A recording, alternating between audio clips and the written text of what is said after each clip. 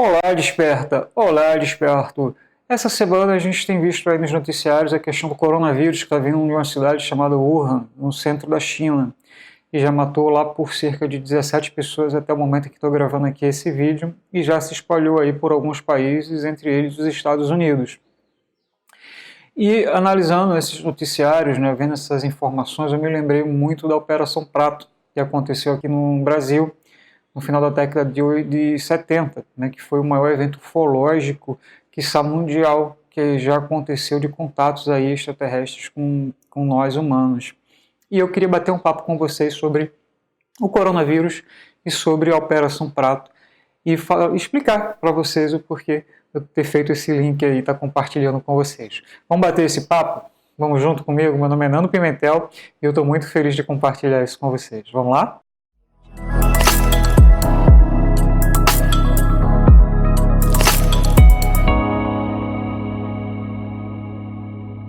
Bem, pessoal, antes de a gente começar, né, aquele recadinho, aqui embaixo eu vou deixar o link do atendimento fraterno, atendimento de cura, desobsessão, envio de reiki à distância, que você pode estar solicitando para você ou para alguém que você conheça, encarnado ou não, certo? Então vou deixar o link aqui embaixo, você também pode colocar o nome do seu petzinho, caso ele esteja passando por algum problema, tá certo? E o segundo recado é o nosso grupo de WhatsApp. É um grupo que a gente possui e que eu vou deixar também o link aqui embaixo, caso você queira se juntar a essa comunidade. É uma comunidade de despertos, né? Uma comunidade de pessoas que buscam informações acerca da espiritualidade e que estão vivendo aí esse processo, essa jornada de despertar espiritual, tá bom? Então vou deixar o convite aqui para que você se junte a nós lá nessa comunidade. Bem, o coronavírus, né, entrando no nosso assunto, o coronavírus, ele é uma espécie, né, de vírus que ele em geral tem uma origem animal e ele se replica entre animais e também entre animais e humanos, e também com uma vez que o humano está contaminado, ele pode contaminar um outro ser humano. E já existem 6 espécies de vírus aí, de coronavírus documentados. Esse seria uma 7ª variação desse vírus. E como é uma variação nova, ainda não se há efetivamente uma cura definitiva para essa doença, porém a letalidade dessa doença também é bastante questionável. Mas ela está se propagando com uma certa velocidade, principalmente porque a cidade onde essa doença começou a se manifestar nos humanos, ela é um hub, né? E hub é um centro, né, de conexão, e possui vários voos para muitas cidades do planeta, entre cidades americanas e da Europa e da própria Ásia. Então a atenção hoje está muito redobrada com relação a essas proliferações de novas doenças, porque nós estamos hiperconectados, não só na internet, mas a nível de transporte. Ou seja, a gente tem uma coisa muito boa e também tem uma coisa muito ruim. A gente cria essa hiperconexão e que facilita a propagação de doenças. Então, por ser essa variação, o coronavírus, uma nova variação, e ela ainda não está estudada, é porque existe uma demanda muito grande de atenção, e na localidade onde foi encontrado esse novo vírus, já é um caso de epidemia, e já tem casos documentados aí em outros países de voos que vieram dessa região. Porém, né, hoje, como a gente tem um nível tecnológico, também como a gente tem um nível tecnológico que conecta e faz espalhar essa doença, a informação também se propaga muito rápido.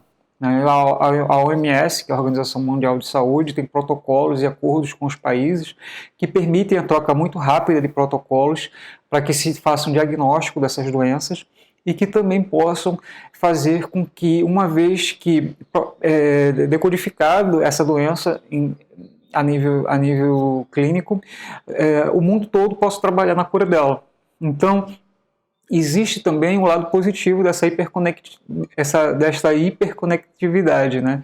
Então a gente tem a proliferação muito rápida, mas a gente também tem a probabilidade da cura muito rápida, assim como foi feito com o caso do HN1, com SARS, com MERS, que são doenças também que tiveram conotação de pandemia, mas que em um curto espaço de tempo, apesar de alguns casos atingirem e levarem a óbito quase milhares de pessoas, mas não alcançou uma escala realmente de dizimação em massa da nossa população global. Bom, e qual é a relação, Fernando, com a Operação Prato? Né? Para quem não sabe, a Operação Prato foi o maior evento ufológico documentado no Brasil e também é o maior evento de interação dessas consciências extrafísicas com a população brasileira. Foram mais de 1.000 casos de contato. E também o primeiro caso abertamente documentado aí pelo Exército Brasileiro e que houveram diversos e que a documentação, de certa forma, está bastante aberta e com relatos oficiais aí de ex-comandantes dessa operação. Em Colares, no norte do Pará, né, um vilarejo de pescadores com cerca de 8.000 habitantes, algumas pessoas começaram a morrer, né? Houveram, se não me engano, relato de 4 mortes lá, e começaram a haver relatos de bolas de luz, né, de espaçonaves que emitiam raios e faziam feridas no corpo das pessoas, né, com 3 pontos, na área do peito, às vezes aqui no pescoço e às vezes aqui no braço. Então, esse caso ficou conhecido como chupa-chupa, porque essas pessoas apresentavam uma certa anemia posteriormente a esses episódios. E as pessoas, sofriam bastante quando eram atingidas por esse raio, ficavam paralisadas e ficavam bastante fracas, bastante debilitadas. Porém, se recuperavam logo em seguida. E isso se proliferou, foram mais de 1.000 casos relatados, e como a região era uma região muito inóspita no Brasil, e naquela época, como a gente não tinha essa internet, como a comunicação também não era muito fácil, todos esses casos eram levados para o mesmo hospital da região e foram tratados por uma única médica. E isso ajudou muito na documentação de todo esse processo.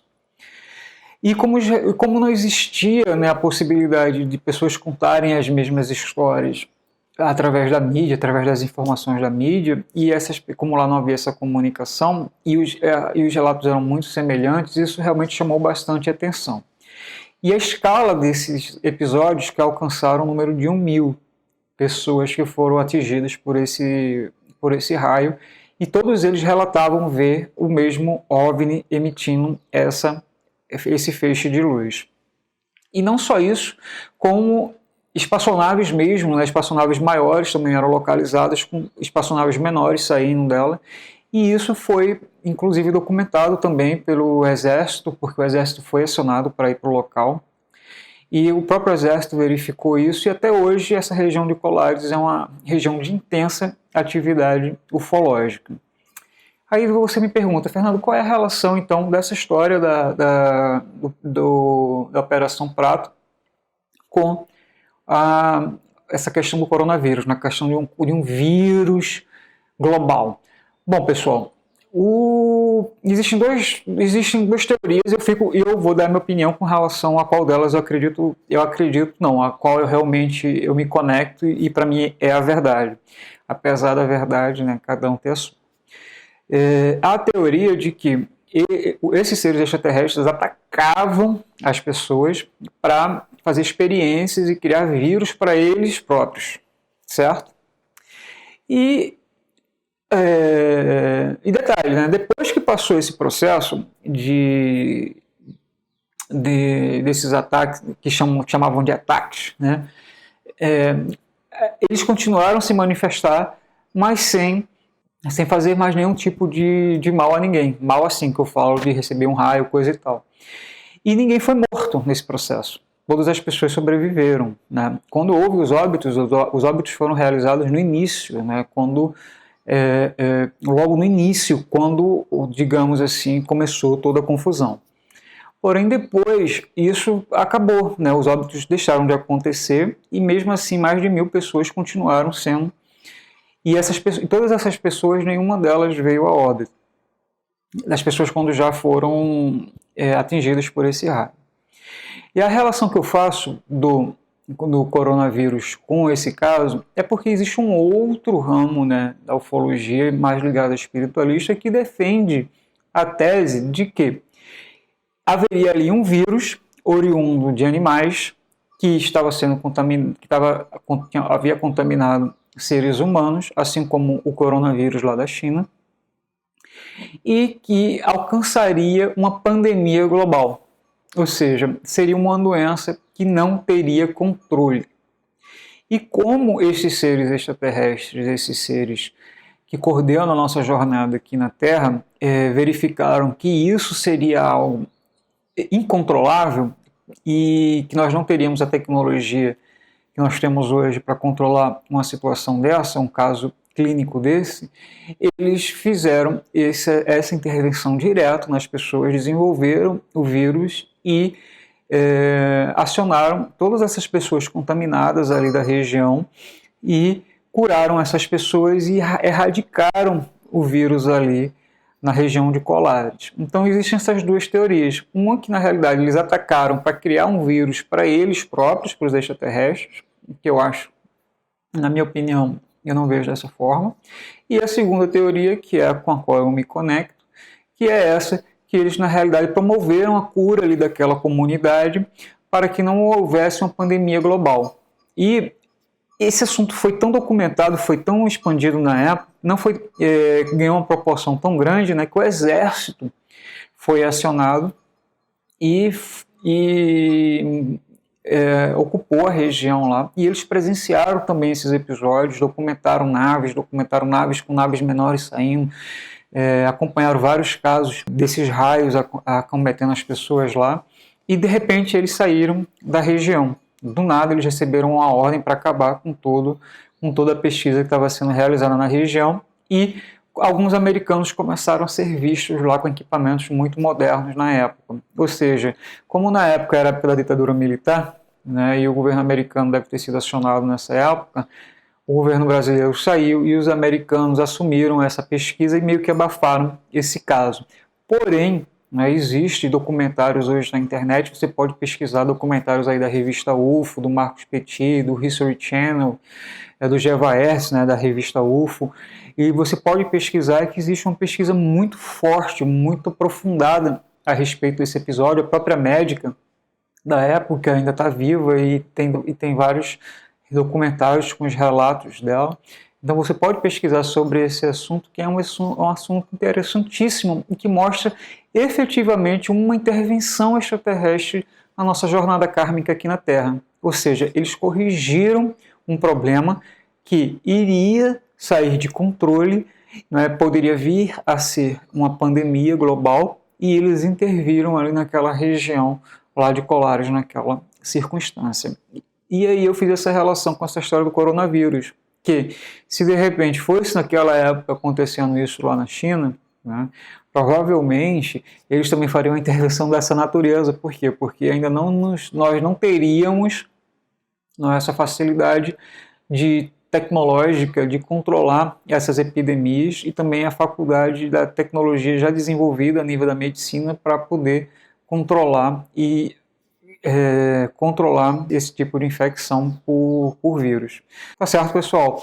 Então eu juntei essas duas histórias aí para você ver como hoje, a nível tecnológico e científico, já nos foi proporcionado ferramentas para que a gente consiga manter um certo controle de saúde global, e que quando efetivamente a coisa sai do nosso controle, ou quando a gente não tem essa tecnologia, eles lá em cima, né, esses seres extraterrestres aí que acompanham a nossa jornada, esses nossos orientadores espirituais, eles realmente intervêm, como já interferiram no caso da Operação Prato, tá certo? Então fica essa dica aí para vocês conhecerem um pouco mais, pesquisarem na internet sobre esse assunto da Operação Prato, e também a tranquilidade, né, de que se nós não tivermos condições de controlar mais um coronavírus como esse que está se manifestando aí, pode ter certeza que eles lá em cima vão se manifestar de alguma forma e vão intervir para que a nossa jornada aqui